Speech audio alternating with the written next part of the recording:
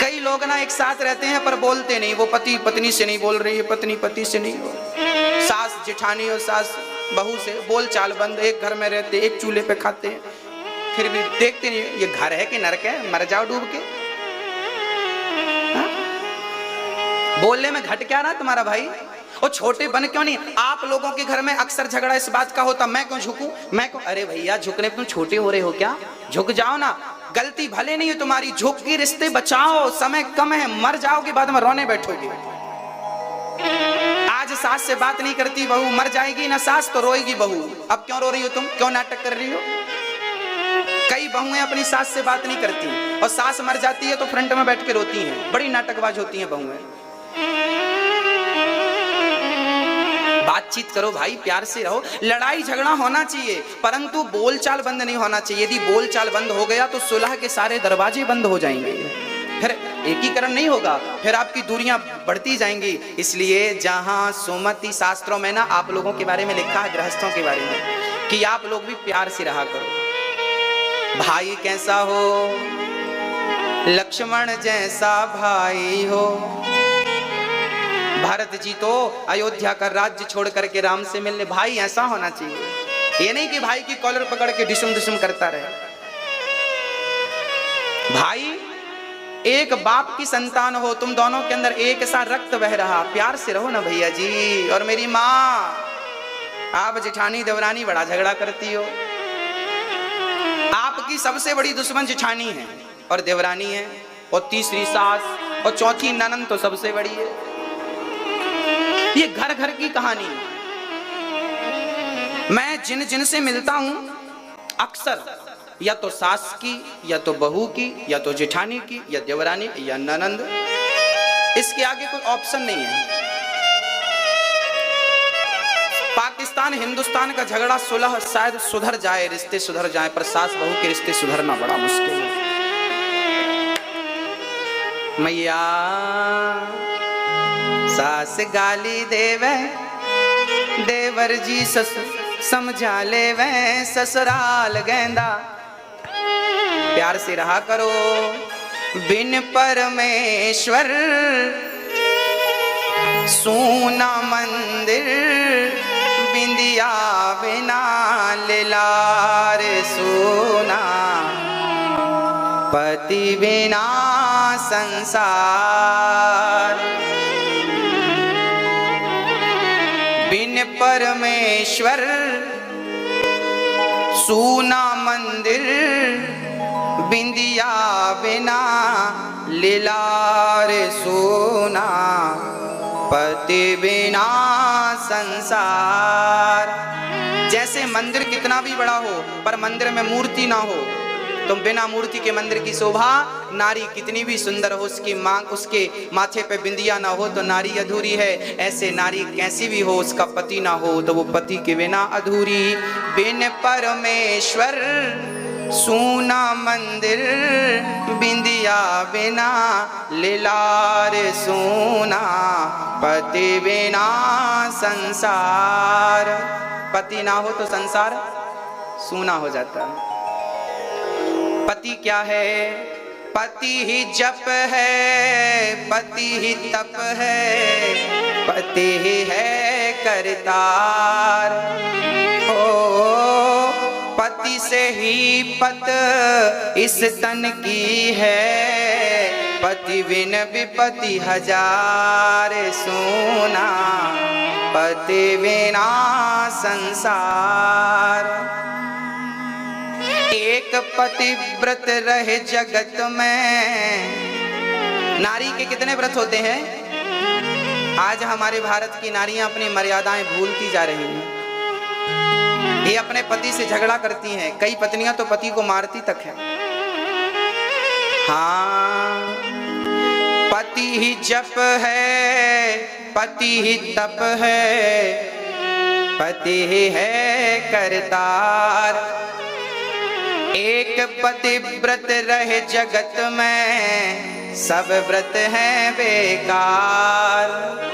बिन पतिव्रत के नारी का तो जीवन है बेकार सूना। पति बिना संसार। वैसे हमारी माताओं के दो पति होते हैं, एक पति संसार का वो जिसने मांग भरी, एक पति वो तुम हो एक अगोचर। सबके प्राण पति, वो सबका पति है। इसलिए ये दुनिया का पति चला जाए, रूठ जाए तो रोना मत। जब दुनिया का पति साथ छोड़ दे तो गोविंद का हाथ पकड़ लेना, वो आपका साथ कभी नहीं छोड़ेगा। और समय कम है ओ भक्तो, उस स्वर्गा से आयो है संदेश, बुलावो आग्यो राम को। देखिए किसका बुलावा आ जाए कोई नहीं जानता, इसलिए जो जिंदगी ईश्वर ने दी है बहुत प्यार से, हाँ कल हो ना हो आपका मेरा कोई, इसलिए जो आज है आज को अच्छा करो, प्यार से रहो, मिलजुल के रहो। क्या रखा है झगड़े में, भूल जाओ कल की बातें कि हमने आपको गाली दी थी, आपने हमें, हो गई बातें, रात गई बात गई। याद रखोगे समय ईश्वर ना, प्रकृति परिवर्तनशील है, फोड़ा हो जाता है ना तो दिन 10 दिन 15 दिन में ठीक हो जाता है, होता कि नहीं? महीने भर में तो घाव पता नहीं चलता कहाँ था। तो ईश्वर ने आपको परिवर्तनशील बना, भूल जाओ ये घाव हुआ था ना, शरीर ने उस घाव को भुला दिया, तो आप भी बात भूल जाओ ना, याद क्यों करते हैं? एक भजन सुनाता हूँ, इस भजन में कोई नाचेगा नहीं, केवल सुनेंगे और मेरी बात को हृदयंगम करेंगे। ओ भक्तो स्वर्गा से आयो है संदेश, बुलावो आग्यो राम को। ओ भक्तो स्वर्गा से आयो है संदेश, बुलावो आग्यो राम को। ओ भक्तो स्वर्गा से आयो है संदेश, बुलावो आग्यो राम को। ओ बुलावो आग्यो राम को, ओ बुलावो आग्यो राम को। ओ भक्तो स्वर्गा से आयो है संदेश, बुलावो आग्यो राम को। ओ भक्तो स्वर्गा से आयो है संदेश, बुलावो आग्यो राम को। पहला बुलावा पिताजी का आ गया। जब आपके पिताजी जाने लगे, यमराज बोले चलो आपका वक्त पूरा हो गया, समय पूरा हुआ, चलिए। समय पूरा होने के बाद एक भी श्वास आपको एक्स्ट्रा नहीं मिलने वाली। पिताजी जाने लगे तो पिता ने अपने यमराज जी से कहा, यमराज जी हमें 1 मिनट का वक्त दीजिए, हम अपने पुत्र से कुछ कहना चाहते हैं। एक बाप जब मरने लगा तो अपने बेटे से क्या कह के गया? पिता ने कहा 1 मिनट की मोहलत दे दो, करूं बेटा से बात। 1 मिनट की मोहलत दे दो, करूं बेटा से बात। ओ 1 मिनट की मोहलत दे दो। ये 1 मिनट किन से मांग रहे हैं? यमराज से। हे यमराज जी हमें 1 मिनट का टाइम दे दो, मैं अपने बेटे से कुछ बात कर लूं। उस पिता के 2 बेटे थे, दोनों बेटों को बुलाया और पिता ने कहा बेटा मेरा टाइम पूरा हो गया, पर जाते जाते मुझे एक वचन दो, वादा करो। बेटों ने कहा पिताजी आप आखिरी समय जो कहेंगे मैं मानूंगा। तो पिता ने कहा बेटा भाई भाई प्रेम से रहना, मेरी यही इच्छा है कि तुम भाई भाई प्रेम से रहना, जाना है सबको उसके पास, बुलावो आग्यो राम को। हो भाई भाई प्रेम से रहना, जाना है सबको उसके पास, बुलावो आग्यो राम को। भाई भाई झगड़ा मत करना, तुम्हारा बूढ़ा बाप यही इच्छा रखता है आखिरी समय कि तुम दोनों भाई, कोई माँ बाप नहीं चाहते कि मेरे बच्चे आपस में, यदि आप नहीं चाहते कि आपके बच्चे झगड़ा ना करें तो मैं आपसे प्रार्थना करता हूं आप भी अपने भाई से झगड़ा ना करें, प्यार से रहिए। बचपन को याद करिए, जब आप लोग एक थाली में खाते थे, उसके वस्त्र को आप पहन लेते थे, आपके वस्त्र को वो पहन लेता था, एक साथ सोया करते थे, एक साथ खेला करते थे। आज बड़े होकर तुम इतने समझदार हो गए कि अपने भाई कोई भाई नहीं समझा, आपस में झगड़ा ना। पिताजी चले गए, बच्चों ने वचन दिया कि पिताजी हम कभी झगड़ा, आज आप वचन दीजिए वृंदावन में कि आप कभी अपने भाई से झगड़ा नहीं करेंगे, कभी अपनी जेठानी से और देवरानी से झगड़ा नहीं करेंगे। दोनों हाथ उठाकर मुझे बता दो कौन कौन नहीं करेगा।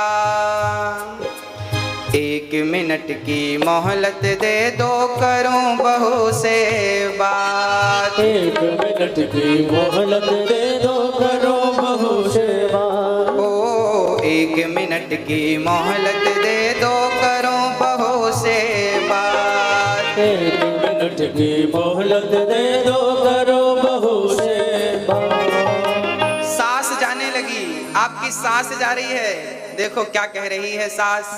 जिनकी सास चली गई, समझना कि आपकी सास मेरे द्वारा ये बात कह रही है। और जिनकी सास जिंदा है, जब आपकी सास जाएगी तो यही कह कर जाएगी कि 1 मिनट की मोहलत दे दो। हे यमराज जी, 1 मिनट का टाइम, 1 मिनट की मोहलत दे दो, करूं बहू से बात। क्या बात कर रही है सास? अरे मैं तुम्हारो धर्म निभा दी, मैं तुम्हारो धर्म निभा दी, बांध के रखियो ये परिवार, बुलावो आग्यो राम को।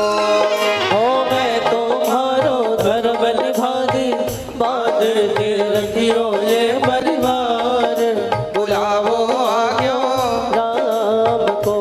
ओ बुलावो आग्यो राम को। ओ बुलावो जो राम को। ओ भक्तो स्वर्गा से आयो है संदेश, बुलावो आग्यो राम को। हो भगतो स्वर्ग से आयो है संदेश, बुलावो आग्यो राम को। सास चली गई, क्या कह कर गई कि मैंने अपना धर्म निभा दिया, अब इस परिवार की अखंडता एकता आपके हाथ है। जेठानी को समझदार होना चाहिए।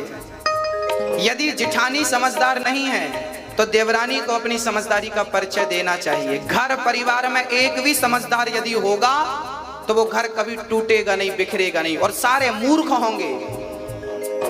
मूर्खों के कारण घर टूटता है। जबरदस्ती बात विवाद करते हो आप लोग। जेठानी हमेशा चाहती है कि सारा काम देवरानी करे, देवरानी अपेक्षा रखती है कि कुछ मैं करूं तो कुछ तुम कर लो। जेठानी को लगता है मैं बड़ी हूं, मैं क्यों करूं। याद रखना मेरी बहन, बड़ा वो नहीं होता जो अपने छोटों को काम पे लगा दे। बड़प्पन इसे कहते हैं कि बेट भाई तुम छोटे हो, तुम मत करो, मैं सारा काम करती हूँ, मैं करती हूँ। जेठानी कहे कि आज भोजन मैं बनाऊंगी तो देवरानी कहे कि ना बहन आप क्यों बनाओगी, मैं हूं ना। एक काम के लिए जब झगड़ा हो कि नहीं आप नहीं मैं करूंगी, जेठानी कहे कि आज बर्तन मैं धुलूंगी, देवरानी कहे ना ना आप क्यों धुलेंगे, मैं धुलूंगी। तो एक काम करो ना, दोनों मिलके धुल लो। एक काम करो ना, भोजन दोनों मिलके बना लो। सोचिए जब देवरानी जेठानी मिलकर भोजन बनाती हैं, मिलकर झाड़ू पोंछा करती हैं, मिलकर सास का एक पांव जेठानी और एक पांव देवरानी, वो घर नहीं है मेरी माँ। आप ही अपने घर को स्वर्ग बना सकती हो और आप अपने घर को नर्क बनाती हो। कहाँ रहना है आपकी मर्जी। 1 मिनट की मोहलत दे दो, करूं पति से बात। 1 मिनट की मोहलत दे दो, करूं पति से बात। 1 मिनट की मोहलत दे दो, करूं पति से बात। 1 मिनट की मोहलत दे दो, करूं पति से बात। पति एक स्त्री थी, अभी शादी का 1 साल पूरा नहीं हुआ था कि करवा चौथ आ गया। करवा चौथ का उसने व्रत रखा था, पूरी तैयारी हो गई थी, चांद के निकलने का इंतजार था। उसी समय यमराज आ गए, देवी तुम्हारा टाइम पूरा हो गया, तुम्हें चलना पड़ेगा। पता नहीं जवानी में मौत आ जाए, बुढ़ापे में आ जाए, लड़कपन में मौत का कोई भरोसा थोड़ी कि ये बुढ़ापे में आती है, जवानी में भी आ जाती है। वो लड़की, वो स्त्री अपने पति का श्रृंगार, अपना श्रृंगार करके पति के लिए बैठी थी कि वो पति का चलने से मुंह देखे और करवा चौथ का व्रत पूरा करे। पर व्रत पूरा हो, यमराज आगे, चल तू ही पूरी हो रही है, तेरा शरीर पूरा हो रहा, तुझे चलना पड़ेगा। तो उस पत्नी ने कहा कि 1 मिनट की मोहलत दे दो, करूं पति से बात। अपने पति से कुछ कहना चाहती है। सोचिए समय कब पूरा हो जाए कोई नहीं जानता, इसलिए जो समय है प्यार से, कल फिर रोने बैठ जाओगे। पत्नी ने कहा, यमराज जी 1 मिनट का टाइम दीजिए, 1 मिनट की मोहलत दे दो, करूं पति से बात। सोचिए आप होती उस जगह पर तो क्या कहती। कल्पना करते जाइए, इस जगह पर आप भी हो सकते हैं। अब उस स्त्री ने पति से कहा कि रोली मोली चुनरी मेहंदी, रोली मोली चुनरी मेहंदी, मोतियन से भर दो मेरी मांग, बुलावो आग्यो राम को।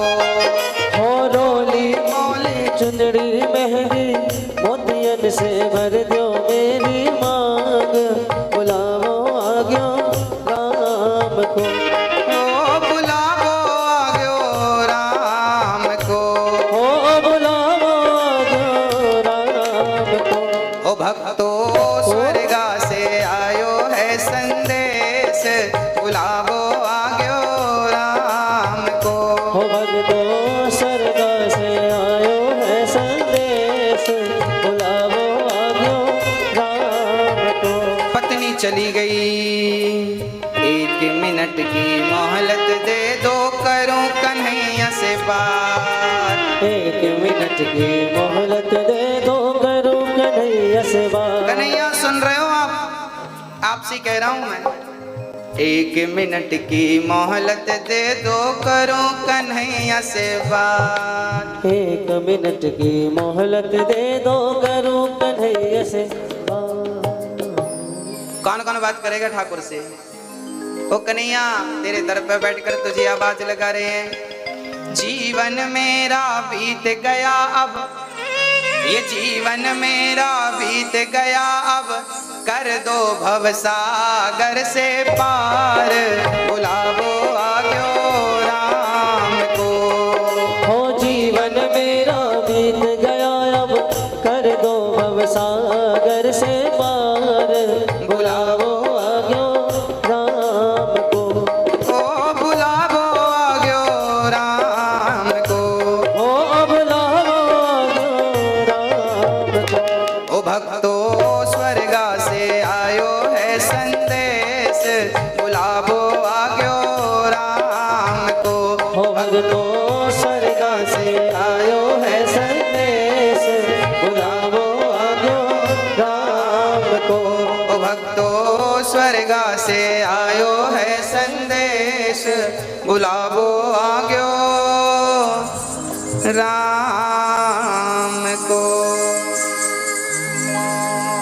बुलावा आएगा तो जाना, इसलिए प्यार से रह लो।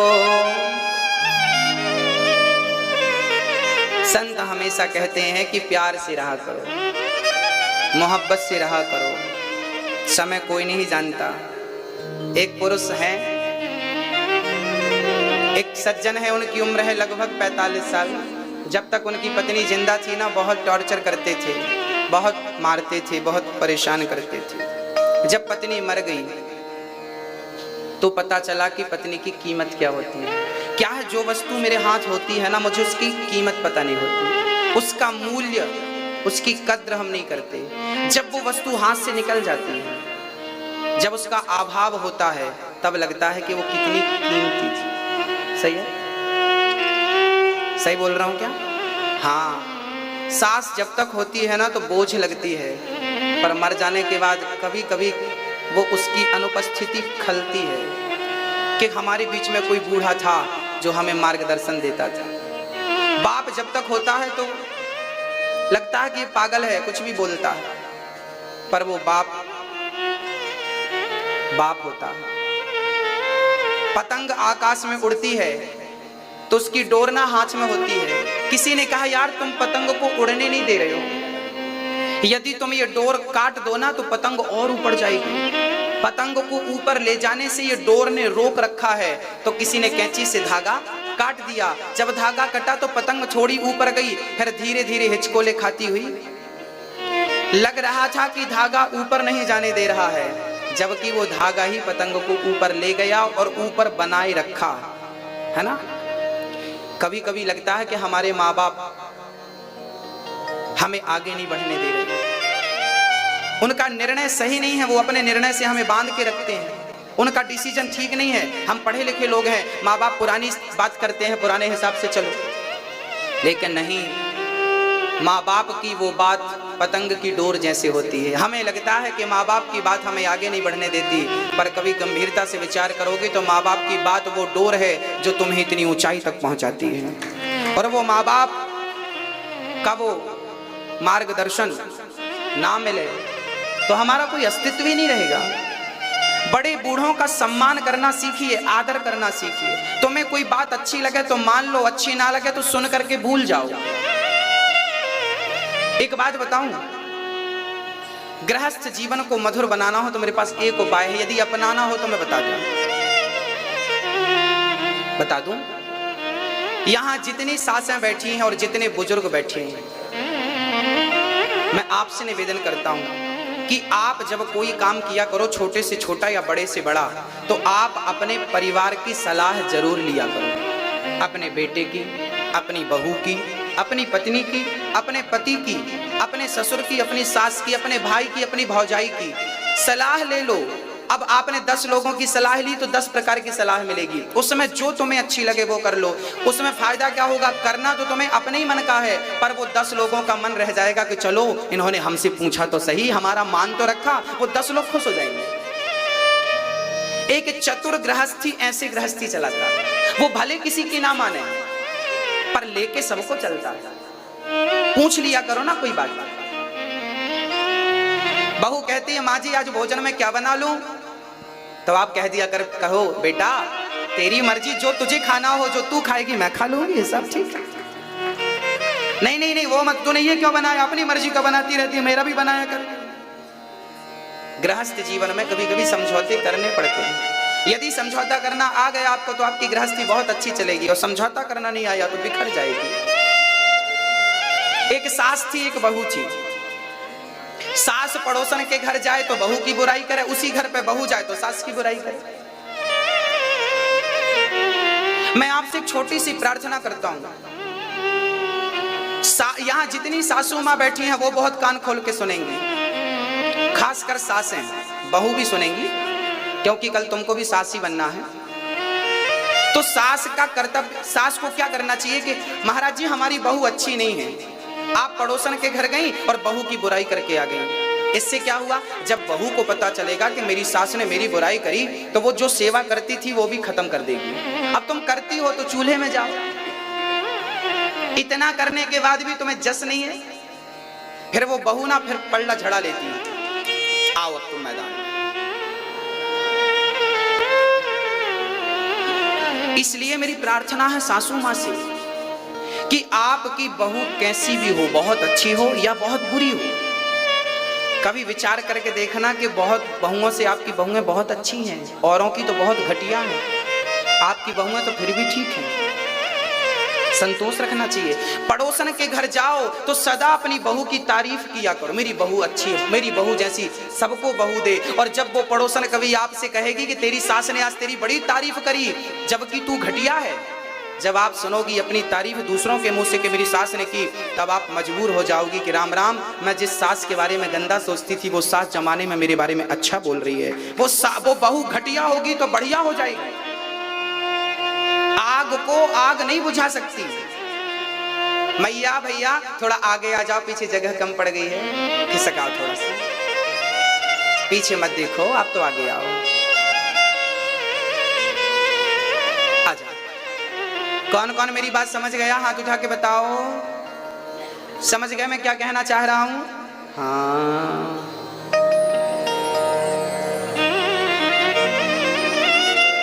हो मिलजुल के प्यार से तुम रहना, रहना संतों का ये कहना।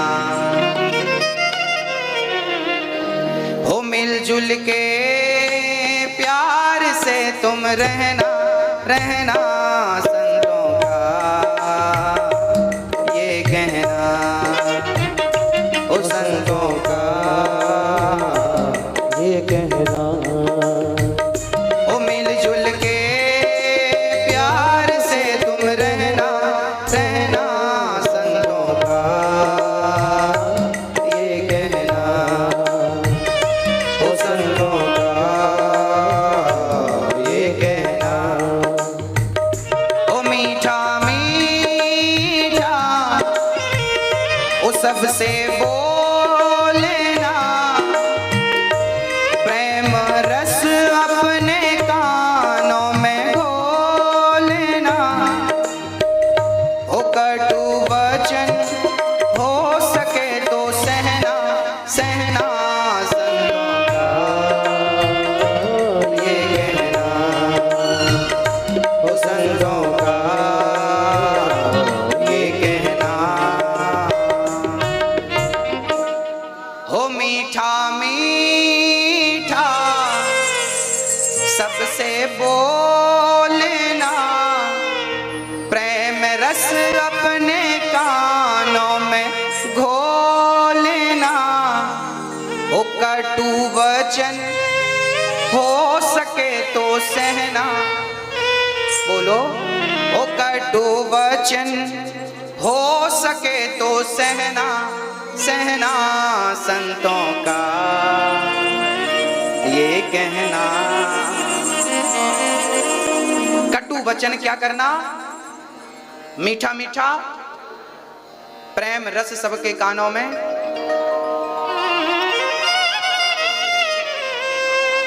भगवान ने गोपियों से कहा अपने पति की सेवा करो। सेवा सबसे बड़ा धर्म है। सेवा पति की हो, मां की हो। स्वर्ग से संदेशा आया है, बुलावा राम जी का, चलो।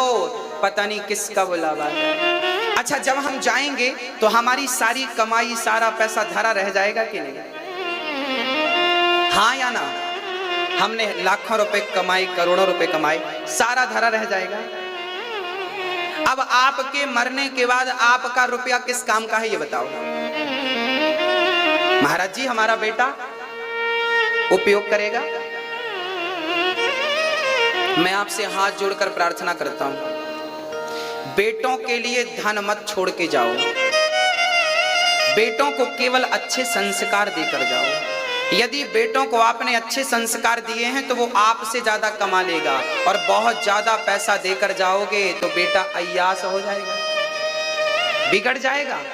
बाप की संपत्ति है। जो व्यक्ति मेहनत से पैसा कमाता है, कंधे पर जो बाप अपने बच्चे के बोझ रख देता है, मैंने मेहनत से 10 रुपए कमाए हैं ना, तो मैं 10 रुपए को गवाऊंगा नहीं, गवाने के पहले सोचूंगा, है ना। मैंने 7वीं क्लास में पसीने की कमाई पढ़ी थी। पाठ बहुत छोटा है, कहो तो सुना दूं। 7वीं क्लास का यह पाठ है, शायद आप लोगों ने भी पढ़ा हो। एक राजा था, पाठ 7 नंबर के पाठ में ये कहानी थी। मैं 7वीं में था तब मैं बहुत पढ़ता था ये कहानी, बहुत शौक था।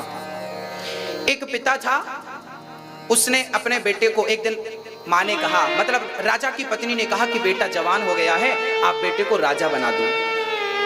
अब राजा था, प्रजा का पालक था, तो राजा ने सोचा कि मैं अपने बेटे को राजा बनाऊं, पहले देख तो लूं कि ये प्रजा का पेट भर सकता है कि नहीं, प्रजा का पालन कर सकता है कि नहीं। तो एक दिन पिता ने कहा, बेटा जाओ कुछ कमा के लाओ। तो बेटा, राजा का बेटा था, कमाने गया तो मंत्री से रोने लगा, मंत्री जी कुछ दे दो। का कमाए, बनते ही नहीं कुछ, कहां से पैसा, मेहनत होती नहीं। मंत्री को लगा बेटा सुकुमार है, तो मंत्री ने 2 रुपए निकाल के दे दिए। 2 रुपए। गया, पिताजी मैं 2 रुपए कमा के लाया। गुरुजी, पिताजी ने कहा इसको भट्टी पे डाल दे आग में। बेटा चुपके से गया और भट्टी पे डाल दिया 2 रुपए। पिता ने कहा जाओ फिर से कमा के लाओ। अब गया तो माँ से रोने लगा, माँ मैं कहाँ कमाऊं, मेरे से कुछ। माँ तो माँ होती है, माँ ने चुपके से अपने 5 रुपए दे दिए, पिता को दे दिया। माँ ने 5 रुपए दिए पिता के, पिताजी 5 रुपए कमाए आज मैंने। पिता ने कहा भट्टी पे डाल दो आग में। गया सो डाल दिया। और राजा ने घोषणा कर दी कि इसको किसी ने पैसे दिए उसको देश निकाला कर दिया जाएगा। इसकी कमाई से जो कमाए वो, अब कोई राजा मंत्री से मांगे, माँ से, माँ ने मना, मंत्री ने मना, सबने मना। अब वो चलता चलता गया और उसे एक कुम्हार, लोहार के घर पे काम मिला। लोहार आग से लोहा गरम गरम निकाला, इसे घन दे दिया हथौड़ा, चलो पटको। अब साहब इसने दिन भर, राजा का बेटा था, हथौड़े पटके लोहे पर, गर्मी का टाइम, वो गरम लोहा और हथौड़ा पटका तो हाथ में छाले पड़ गए और हालत बिल्कुल खस्ता हो गई। दिन भर हथौड़ा पटका तो उसने 25 पैसे दिए। मजदूरी कितनी? 25 पैसे। 25 पैसे इसने लिए और घर आया। पिता ने कहा कितना कमाया? 25 पैसे कमाया। पिता ने कहा 25 पैसे भट्टी पे डाल दो। बेटा बोला ना पिताजी, ये मेरी मेहनत का पैसा है, ये मैं संभाल के रखूंगा, ये मैं भट्टी पर डालने वाला नहीं, मैं ये बात नहीं मानूंगा आपकी।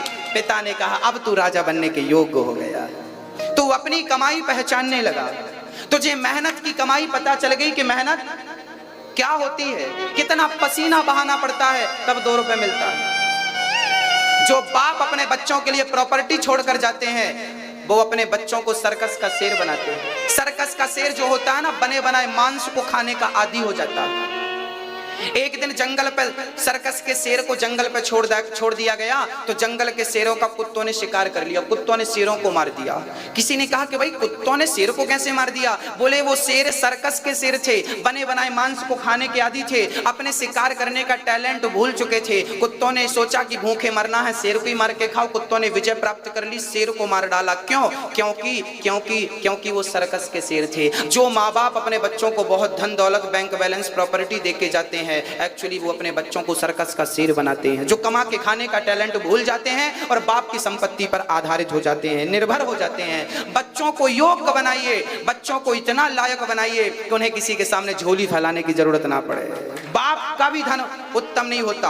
हमारे शास्त्र कहते हैं उत्तमम स्वाजितम वित्तम, खुद की कमाई सबसे बेस्ट। उत्तमम स्वाजितम वित्तम मध्यमम पितुरर्जितम, पिता का धन मध्यम दूसरे नंबर का होता है।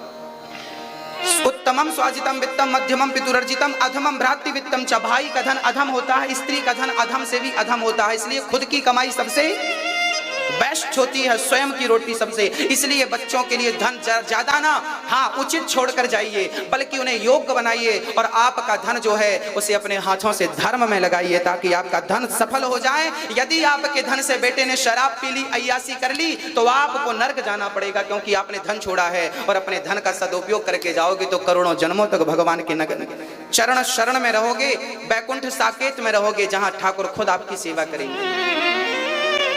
धन कमाओ, 100 रुपए कमाओ तो 10 रुपए सेवा में लगाने का भाव रखो, तब वो 90 रुपए पवित्र होता है। पेट्रोल डीजल जैसे निकलता वैसे इंजन में नहीं डाला जाता, पहले फिल्टर किया जाता है। दान करने से धन फिल्टर होता है। कल की बात मैं आपको बताता हूं। एक सज्जन मेरे पास आए, उन्होंने कहा महाराज मेरे 2 बेटे हैं, मेरी बहुएं नहीं है, बेटियां हैं। मेरी बहुएं बहुत अच्छी हैं, मेरे बेटे बहुत अच्छे हैं, मेरी पत्नी बहुत अच्छी है, मैंने तो यही स्वर्ग देखा। मैंने कहा कि आपने जरूर पुण्य किया होगा, आपने धर्म किया होगा, आप सदा सच्चाई के नेकी के मार्ग पर चलते हैं। जब आप धर्म के मार्ग में चलते हैं, सत्य के मार्ग में चलते हैं तो ईश्वर आपका बेटा, आपकी बहू अच्छी देता है। और जब आप गलत करते हैं तो भगवान गलत बहू आपके घर में भेज देता है। और ईश्वर लाठी से नहीं मारता, उसके मारने का ढंग दूसरा होता है। ऐसी घटिया बहू आ जाएगी कि आपका जीना हराम कर देगी, ऐसा घटिया बेटा आ जाएगा कि आपका जीना दुश्वार कर देगा। ये ईश्वर की सजा है।